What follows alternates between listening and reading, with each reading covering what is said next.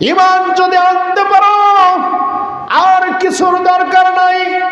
তোমার জীবনে সম্পদ দরকার, তোমার জীবনে সম্মান দরকার, তোমার জীবনে প্রতিপত্তি দরকার, তোমার জীবনে যা কিছু দরকার হয় তুমি শুধু আমার হয়ে যাও। আমি আমার ভান্ডার থেকে যা কিছু আছে তোমার নামে দিয়ে দিব। আল্লাহ কি দেবেন না? দেননি?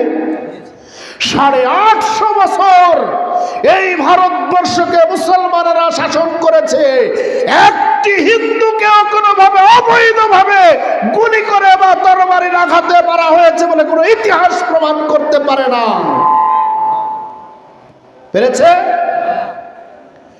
আর 1757 সালের এই আম্র কানুনের সিরাজদৌলার পতনের মধ্য দিয়ে আজকে বাংলাদেশ, খেয়াল করে দেখুন, এমনকি একটা তাফসীর মাহফিল হতে গেলে কিছু কুকুরকে সামনে প্রধান অতিথির চেয়ার না দিলে তাফসীর মাহফিল করা সম্ভব হয় না।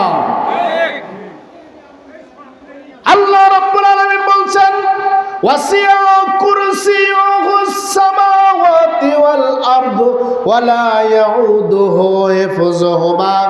আল্লাহ রাব্বুল আলামিন বলতেছেন, ও আমার বান্দারা, কিয়ামতের দিন কঠিন মুসিবতের সময় আমি আল্লাহ রাব্বুল আলামিন সেখানে থাকব চেয়ারম্যান হিসাবে, আমি সেখানে থাকব সভাপতি হিসাবে, আর আমার প্রধান অতিথি হবেন সাইয়্যিদুনা মুহাম্মাদুর রাসূলুল্লাহ।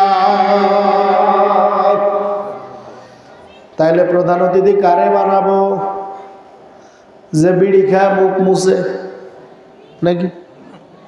গায়ের কাছে গেলে এখনো বিড়ির গন্ধ পাওয়া যায়।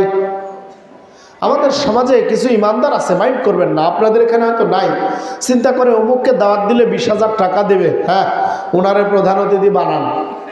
কিন্তু আপনি কখনো চিন্তা করলেন না যে এটা ইমানের সাথে সাংঘর্ষিক হলো কিনা? আজ পর্যন্ত কোনো ইসলামী মাহফিল করে কেউ হতাশ হয়েছে এমনটি আমাদের জীবনে আমরা দেখি নাই।